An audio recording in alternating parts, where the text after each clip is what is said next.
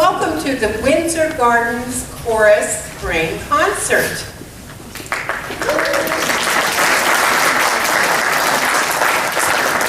Our director is Combellick.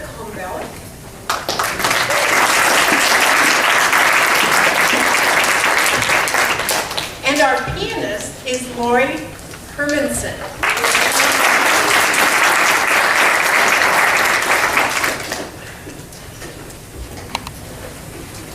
Tracing the background of an old folk song or folk tune can be difficult, and often its origins can only be surmised. But what we do know can give pause for thought about cultural history, the culture of American song. Folk songs and minstrel show songs were often in oral circulation long before they were in published form. So first publication is not necessarily a reliable indication of a song's age or its composer. It was not uncommon for the person who first transcribed a song to claim authorship, especially in the 19th century. During the 17th century, the largest and most influential group of American immigrants who shared an ethnic heritage were from England, Scotland, Ireland, and Wales. They settled the eastern seaboard. Many moved south between 1775 and 1850. Our first song, Bright Morning Stars, dated 1779, has sketchy origins, maybe Appalachian, Native American, Shaker, or maybe even Ireland. Bright morning stars are rising. Bright morning stars are rising. Bright morning stars are rising. Day is breaking in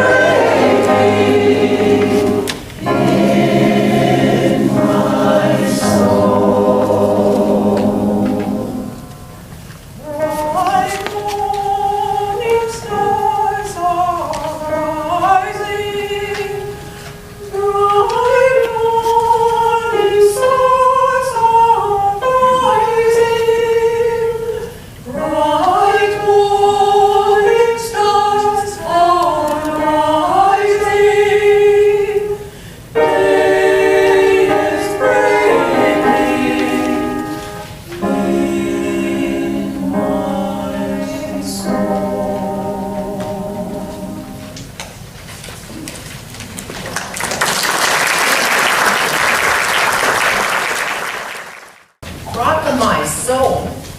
Dated 1776. The slaves brought a distinct tradition of groups singing songs of work and worship. One person would initiate a call, and that would get a response action from a group. Spirituals are typically sung in a call and response form, with a leader improvising a line of text and a chorus of singers providing a solid refrain in unison. The vocal style abounded in freeform slides, turns, and rhythms that were challenging for early publishers of spirituals to document accurately.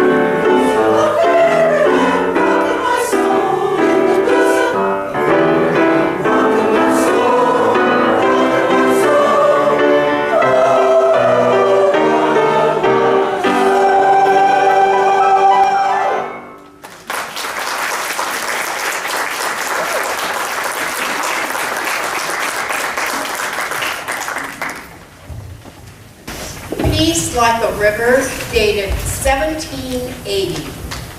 The slave population in the late 18th century was fascinated by biblical stories containing parallels to their own lives and created spirituals that retold narratives about biblical figures like Daniel and Moses. As Africanized Christianity took hold of the slave population, spirituals served as a way to express the community's new faith, as well as its sorrows and hopes. Spirituals began on the fields, and the slaves would sing to pass the time of day. It was also a great way to pass messages along and share the gospel.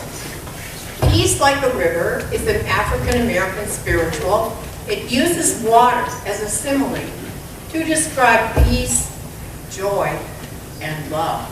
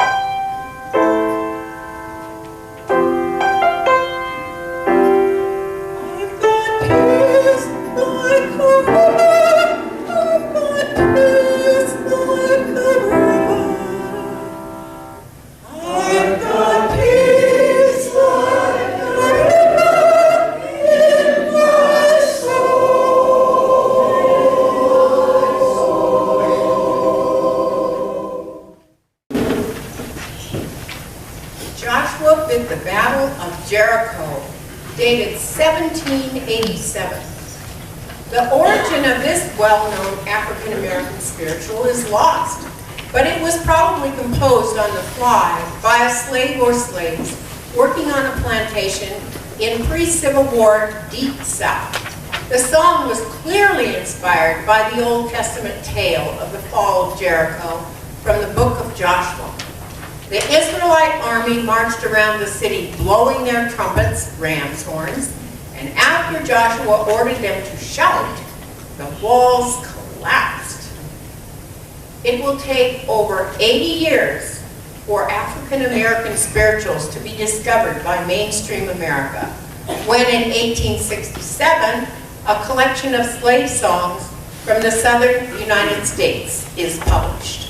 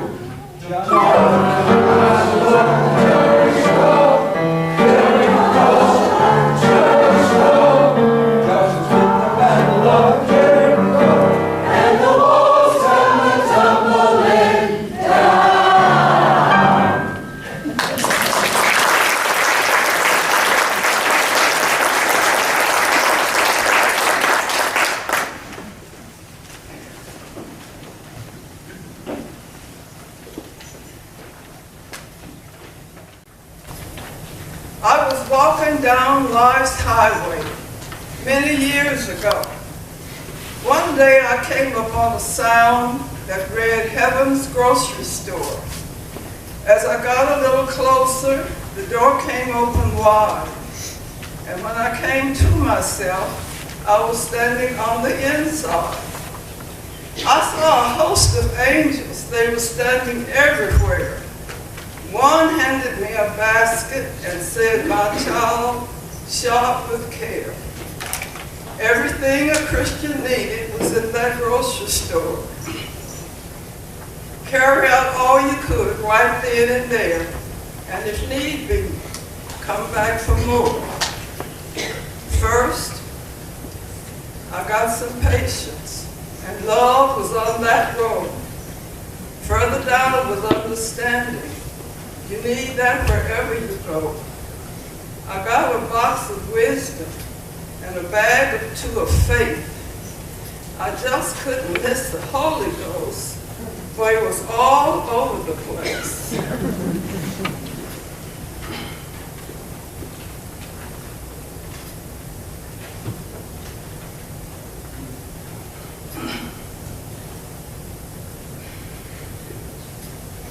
I stopped to get peace and courage to help me run this race. By then, my basket was getting full, but I remembered I needed grace. I didn't forget salvation, for you see, salvation is free. So I tried to get enough of that to save both you and me. Then I started for the checkout stand to pay my grocery bill, for I thought I had everything I needed to do the Master's will. When I walked up the aisle, I saw prayer. I just had to put that in, for I knew when I stepped outside, I would run right into sin. Peace and joy were plentiful. They were on the very last shelf. Songs of praise was hanging near, so I just helped myself. Then I said to the angel, "How much do I owe?" He just smiled politely and said, "My child, take that wherever you go." Again, I said to the angel, "Really? How much do I owe?" He smiled politely and said, "My child, Jesus paid it all a long, long time ago."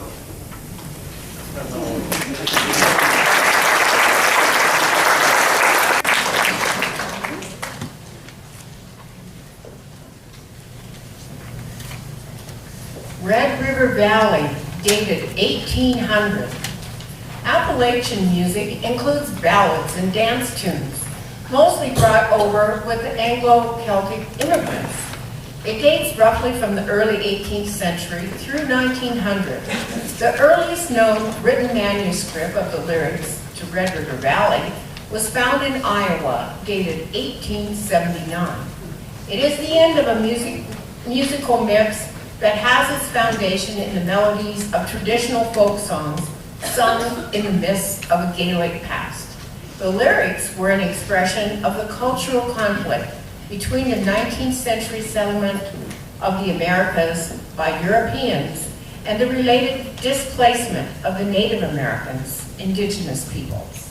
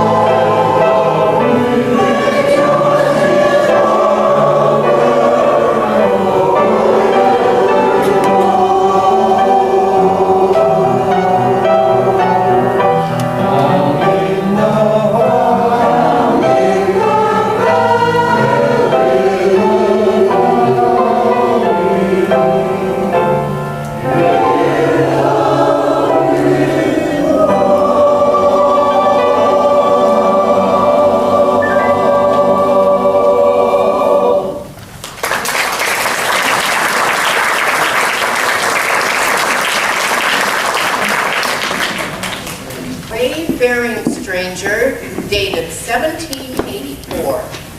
The Wayfaring Stranger was a spiritual sung typically at revivals by pioneers who inhabit the south part of the Appalachian Mountains. Pioneers led grueling lives of hardships and trials, and they anticipated eternity in the blessed paradise on the other side of Jordan. We know this song typically as a ballad. Notice the difference when syncopation is added. Wayfaring, wayfaring, wayfaring, wayfaring.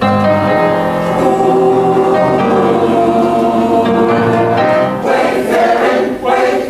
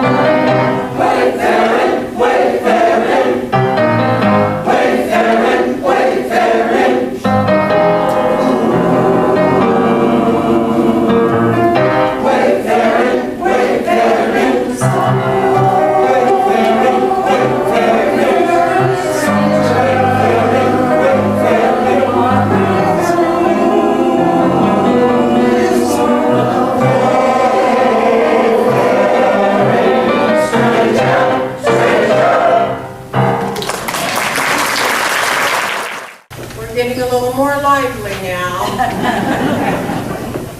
Buffalo Gals, dated 1839. It had many titles, like Philadelphia Gals and Lovely Fan. The lyrics tended to be written by the minstrel that was performing it. The tune was traced back to an 1839 publication of Virginia reels or dance tunes. It is likely that the melody originated in Virginia, but no one knows exactly when.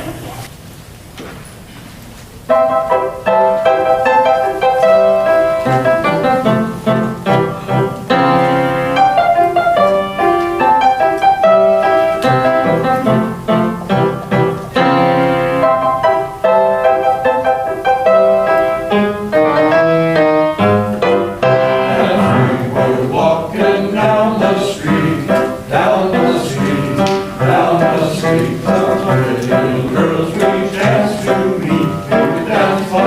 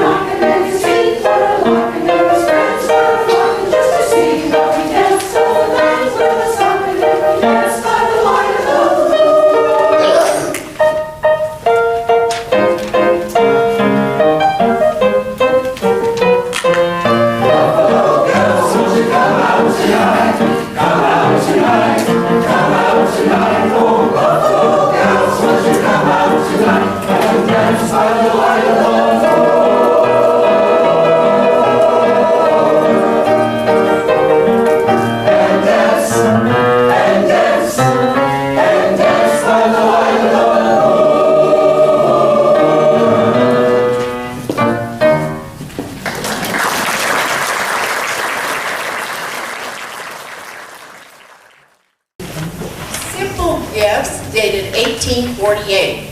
Simple Gifts is not a traditional Shaker hymn. It was written for a quick dance and sung and danced at a lively tempo in the worship service. The church leader, Elder Joseph Brackett Jr., wrote the words and music in 1848. The gift to be simple was not used as the title when the song was copied down during the 19th century, and Brackett only wrote one verse. The extra verses you might find are by non-Shaker writers.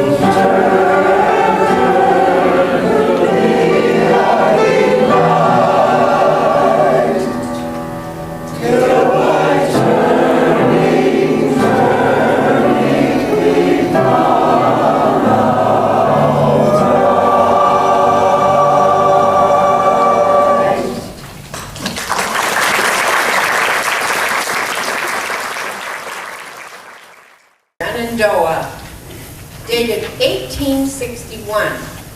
It is impossible to know exactly when the Shenandoah was composed. It probably did not originate later than the Civil War. By the 19th century, Shenandoah had achieved widespread popularity, both on land and sea. Sea shanties were work songs used by sailors to coordinate the efforts of completing chores. Some believe that the song refers to the river Shenandoah. Others say that it is of Native American origin, or it tells the tale of Sally, the daughter of the Indian chief Shenandoah, who was courted for 7 years by a white Missouri River trader.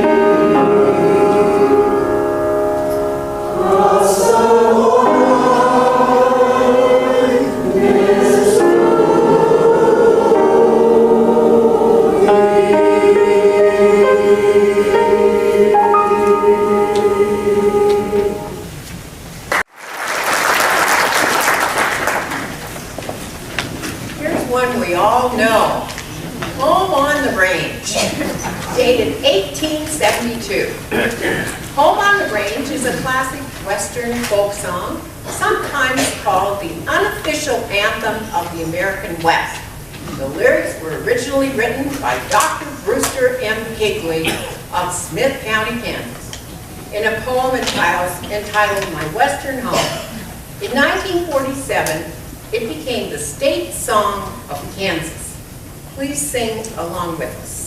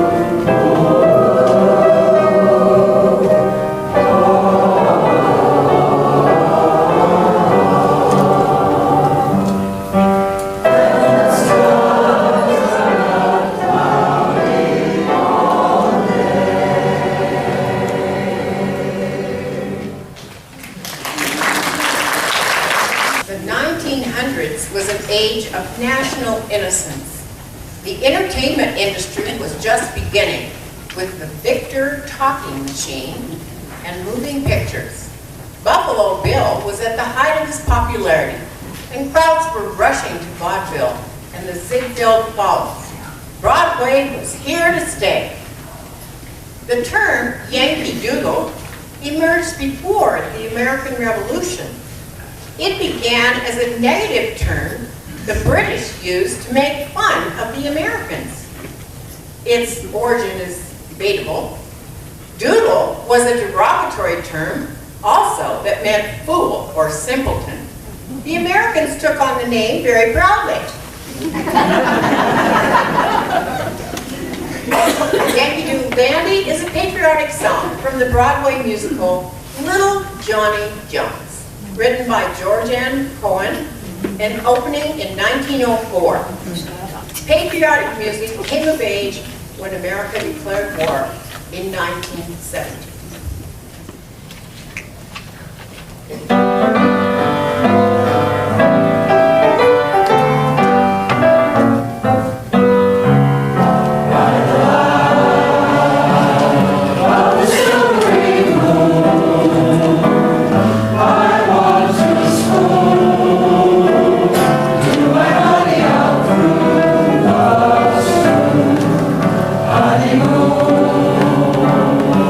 Keep a shining in June.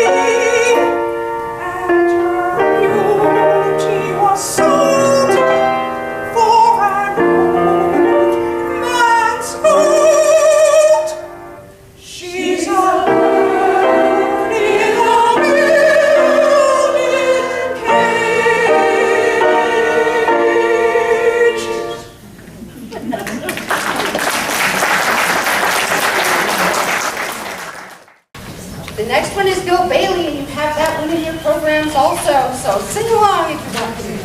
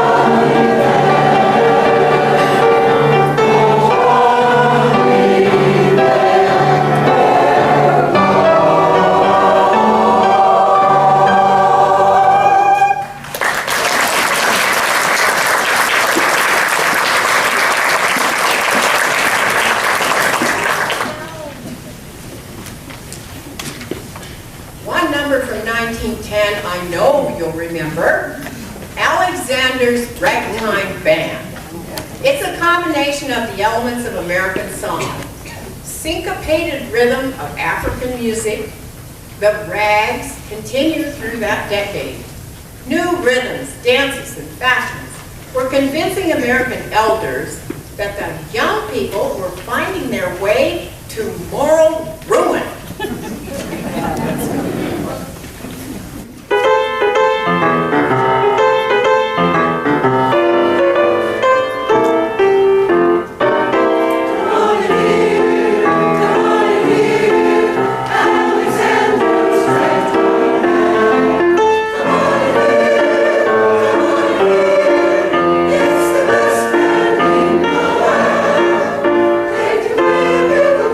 Like you never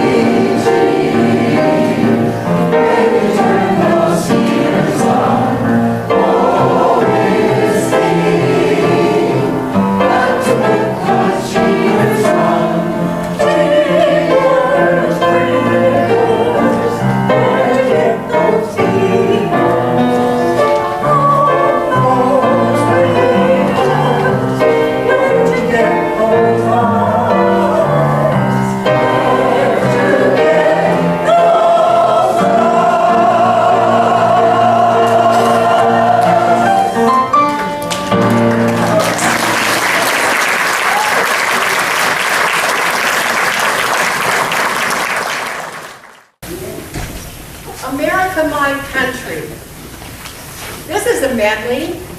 You need not sing. There's a lot of really nice harmony in here. You might want to listen. Okay? The origins of My Country 'Tis of Thee, America, go back to England. Both the tune and the words are attributed to various sources. In England, the title was God Save Great George the King.